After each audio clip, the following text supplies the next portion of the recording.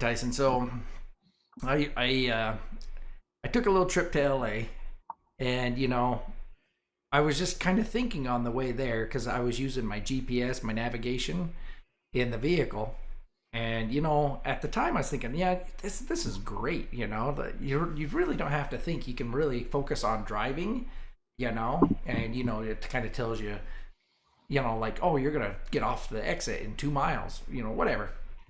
And I think that's awesome. I really love the GPS navigation. Um, but one thing I think I see wrong with it is, say your navigation goes down just by chance. I don't know. How are you going to find where you're going? You know what I'm saying? I don't get lost. I grew up without navigation. Whip out that map and kind of find out where you're going. Or I don't get disorientated. I know which way's north all the time. And I don't know if that has to do with just growing out in the country or Boy Scouts or whatever, but I can always tell which way's north. One exception is when I was down in New Zealand, and of course, the shadows and everything are different, and I got spun around a little bit there, and it took me a little bit to get my orientation, but it is easier to find things with GPS. But once again, it makes it easier. But when we were young, it was a lot more fun to get lost, wasn't it? It was funner. Yeah. Agreed, to get lost. Yes. Yes. A little more anxiety inducing sometimes for our parents, maybe. But yeah, Maybe. baby. But that took this. So my thing is, it kind of takes the adventure out of traveling sometimes. If you have nothing to do, if you got an appointment, you got to be there, sure. But if you're on a vacation and you didn't really plan much, You're just road tripping it. The road trip tripping it. Yeah, I think that'd be Yeah, great. No, I mean, how often do you use your navigation? all the time. So I travel quite a bit for my job, and anytime I go anywhere that's not nearby or I haven't been to before, and even places I've been to before, if it's been a while, I navigate. Um, I actually, now I think about it, even here, if I'm going somewhere that I'm still on a time crunch, even though I know the way, like let's say I'm going to Salt Lake City Airport, I know the 6 different routes that'll get me there. I know which one's fastest at what time. I still turn on navigation, not because I need directions, but because it'll tell me when there's a dang accident as well. So I know when to switch So routes. So I use it all the time. So when you use a navigation, are you using a navigation it built into your car, or are you just using like your phone? Like, because Google navigation is probably the best on your phone because it'll tell you all that stuff. But the Apple Maps, navigation, buddy.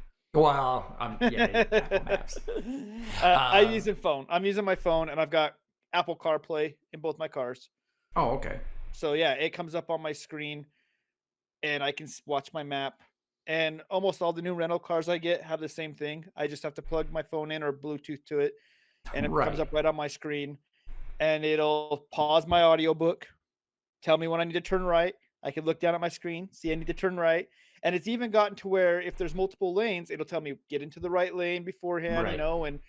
and the way it's merging. So that's how I use it. I use my phone, but everything's got Apple Play and I'm sure Google Play as well.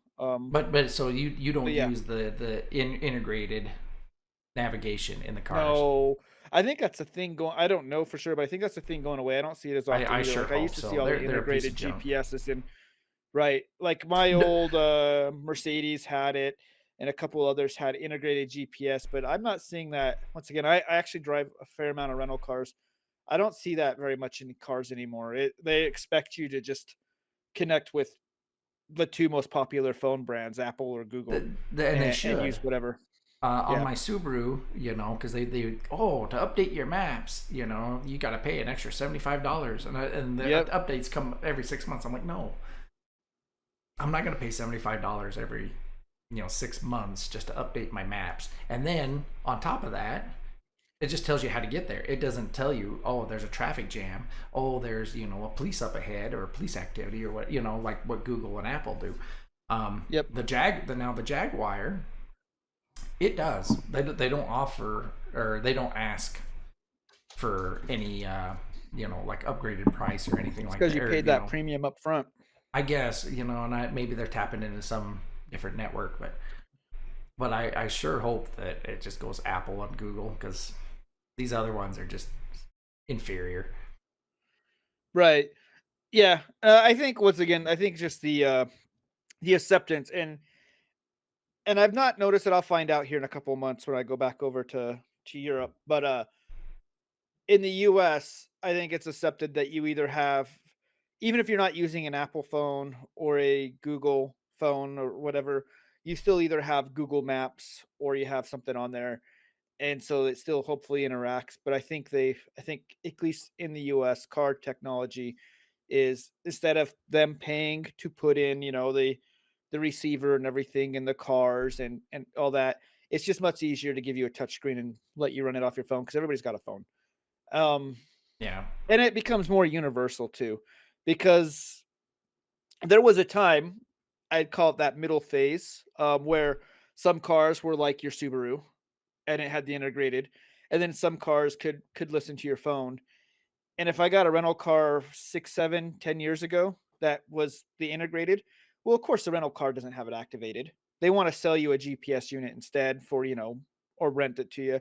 And then, yeah, you've got your phone sitting on your lap, back then, because Navi was still on your nap or on your phone. But yeah, I'm glad to see cars are getting smart about it. Oh, they're becoming smart. But Getting smart but by yeah, getting rid of it. by getting rid of it and just accepting that everybody has their phone. I honestly, maybe a little silly. I don't use it so much for when I'm like walking places, but like if I'm biking somewhere as well and I'm in a different city, I'll still pull up and I'll navigate and hit the bike and the mass transit, the navigation for mass transit. So when I am somewhere else and I don't have a rental car, it's actually really good. It'll tell me where my bus stops are or train stops are, what time they're coming, what train I'm looking for, or what bus number. It's actually really good. So, it not just for driving cars, I think navigation overall has made travel easier. But also, if you're the type of person that enjoys discovering how to get Hmm. somewhere or something like that, yeah, 100% takes a little bit of that joy away. Now, I think like road trips or traveling like that has become more about the destination and less about the trip. I don't know, once again, numbers or anything, but it feels like road trips are dying because of that. Oh yeah, Like and it's that's all, you just get to the destination as fast as possible, right. and then And do what there's you're going to do at the destination. I mean, and you could drive right on by and you wouldn't see the world's largest ball of yarn or whatever. You know what I'm I saying? wouldn't stop at that anyway, but I know what you're No, saying. I'm just saying. I know what you're saying, but I think what was that, from Goof Troop or something? They stopped or the Goofy movie. That's what it was. yeah, Goofy movie. I own that movie. It's a good movie.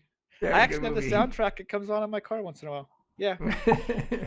But that's kind of my point. Like, how do you know some of this stuff?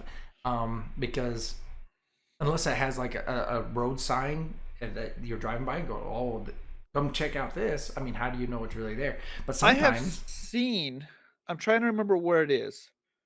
I've seen something in one of the apps. I don't know if it was Apple. I don't know. I've seen something where you can actually turn some sort of feature on. I don't think it was Google or Apple, but there's some that where you can turn a feature on and it'll actually point some of that stuff out to you. I've seen it yeah, somewhere. yeah, I Google would have does to look that. where. I Yeah, don't know off the top of my head.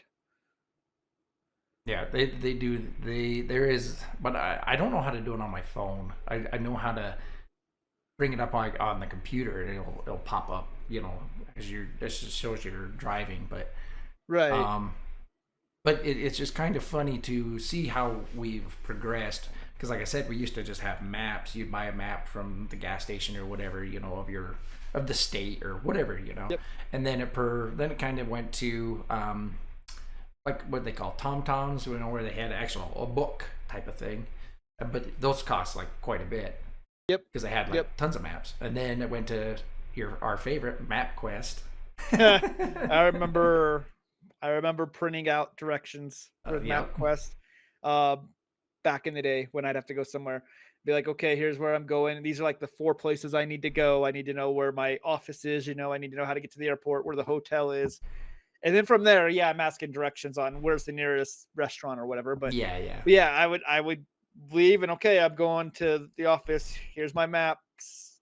And once again, just like my phone, set it on my lap and look down. Okay, I'm looking for exit, whatever. Drive and kind of okay. Safe? Hell no. But No. it's when you didn't have a co-pilot or a navigator. That's what I call the person in the passenger Yeah. seat. Oh yeah. That's what you did, right? Yep. That's exact.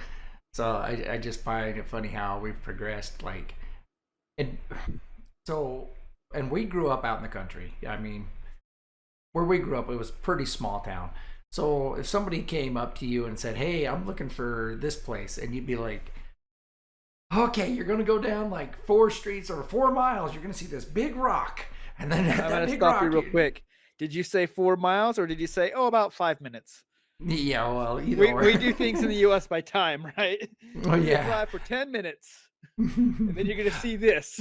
Yeah, exactly. So that's how we used to do it back in the day. We're like, okay, then there's this turnoff, or we'd have to like, okay, there's a grocery store or whatever, and then you go a little bit past that, and I think it's like 3 or 4 turnoffs, and then you're gonna take a right, and trying to explain exactly where it is. But now it's way easier with your map, your GPS, because now you don't even have to try and guess. You Google the address or you just type it directly in the maps, like if you're going somewhere that's decently well known, like I can usually type in my hotel name in the city or whatever, Hmm. and it'll find it, and I just hit go, Yeah, Um, exactly. But still, yeah, like out in the country, at least I could give you, where I grew up, my address, and you'd be able to find it. Even though where yeah. I grew up wasn't hard to find, Do but they say, I I feel like I've asked this not to you, but somebody recently. Do they even still teach how to find addresses? Like in driver's ed, we actually spent a day where Mr. Was it right? I don't know who. I can't remember. Anyways, he would give us addresses, and we spent a day in the car going to said addresses where we had to show him we could navigate it because this was an I, important skill. yeah, I And don't think so. I don't know if they even teach that now, Um, whether it's due to lack of G or due to GPS is there, or because even though delivery is still a thing, I mean, I'd argue delivery is more of a thing now than it was when we were a kid. Um, Everything's so GPSed through whatever delivery apps you're using. right, so where I work at the post office, and I've trained probably 1,000 people by now. Do you use GPS at the post office? Actually, let's Nope, ask this. Okay. nope. Well, they do. Our new scanners have this function, but it depends on how we set it up when the packages come off, but or off the assembly roller line or whatever you want to call it, distribution. Um, if we set it up as static or dynamic, whatever, but we can put it if as long as you load and you're scanning them as you load in as a load truck, the scanner will tell you which way to deliver those packages in the most convenient way. But um, that's only if you're just delivering just packages, because normally you have to have Right. your mail too, and you just have a set route. We still have what we call like a line of travel. It's kind of like MapQuest: turn left, turn right, and we Yeah, goes yeah, off yeah. of that. Um, Interesting. yeah, but on like Sunday, just parcel delivery, you can set it up to where your scanner will tell you which way to go, and it tells you like what position to put the parcel in as you're loading too, so that way you can kind of keep them in order. But yeah, with mail you got the same route every day. But if you go help someone else on another route, Yep. yeah, you're thrown to the wolves, and you're like, oh, where is it? But I can tell you right now, a lot of people that I've trained, um, they don't really know how to find a place. Well, it's not I have some younger kids, they drive, but even in town, they GPS to everything, Yeah, like, that's, even 2, 3 miles away, and you're like, you've been there a dozen times, and, like, they don't pay attention to actually how to get there, they just literally listen to their GPS. right. They don't actually and I actually I might be doing that more and more too, as I just because it is such a convenient thing. Like I used to, like I said, I travel a decent amount. After like I go to a place for a week or two, and after a day or so, I know my way around to the office, to the hotel, to the restaurants. I used to know without having to like I'd only have to GPS the first time or so. Now I GPS every day. I'll be honest. Like this last trip I just came off of, every day to the hotel. GPS, even if I because I'm starting to stop pay attention. I'm starting to stop. I am Yeah. stopping paying attention because it is just very much it knows where it's going and it's gotten me there reliably. So I want to criticize in a way, the younger generation, but no, I'm falling victim to it. Yeah, and it was funny just because, like I said, our last trip we were down there in Hollywood and everything, and and I was joking with Ming. I was like, she's like, "Are we lost?" I said, "That's the fun part of it." And I said, "Oh, look, there's a sushi place over there," and it was a great sushi place. It was kind of a Yeah. hole in the wall, real small. We would have never found it if we just didn't get lost for a little Yeah. bit. Yeah.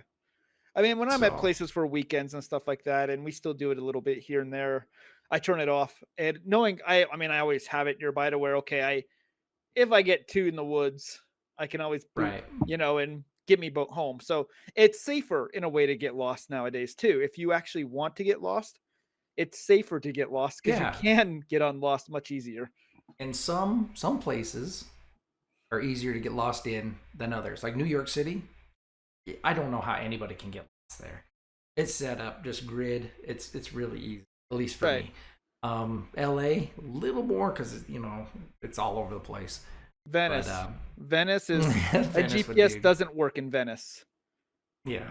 because of the way the Even buildings are. You cannot get a cell phone reception. Everybody gets lost in Venice. 100%. You have to. It's like not even a choice. they do that on purpose. They do, maybe, honestly. That was when I think about it, that was like probably the last time my map reading skills came in handy. I had a map Yeah, of the city and I pulled out a freaking compass because you can't see because the building they're not like skyscrapers, but once again they're two, three, they all four look the stories same. high. They're high enough you can't Mhm. see really, if I can't see the sun or whatever and I don't have landmarks, I can't tell which way without shadows or whatever, what way's north or south or whatever. So compass and a map. And that was I think that's the last time my map reading skills, besides video games, has paid dividends. Because yeah, we couldn't get a GPS in Venice, but Mm. so there's places where, and maybe yeah, I agree. Like New York City, I don't think you. I've heard GPS is spotty there too, because once again, of the buildings, but because it's gridded, it's not It's too bad, yeah, right? you can't get Once you've lost. learned the kind of the grid system and where things are, It's way easy. it's not too bad. But I oh, went there once and I used I to knew easy. right. I used to hate going to places. Um, Utah, people make fun of it, but all of our numbers here are gridded by numbers. Yep, way And yeah, easy. it's a little confusing when you first hear it. But when I used to go places where all the roads were different names and stuff, I'm like, how do I know what order those are? Where's Washington Street? For all I know, that's Yep. 3 blocks down or 30 miles away. Who knows? Hmm. I don't know where Washington Street is, but oh, 300 south. I know if once I find that center street, it's 3 blocks south, right? Yeah, yeah. Um, so I used to hate pre GPS. Once I went to a place and I saw their roads were named after like presidents or states or whatever, I'm like, I'm screwed. I mean, I'll figure it out. I've got a map, but somebody just can't tell me, oh, go to 67th Washington Street. Yeah, I I'm know. okay. Yeah. So anyway, that was just kind of my thought with GPS. And like I said, and if any of you guys out there want us to talk about anything different, car related or anything like that, give us a shout, huh?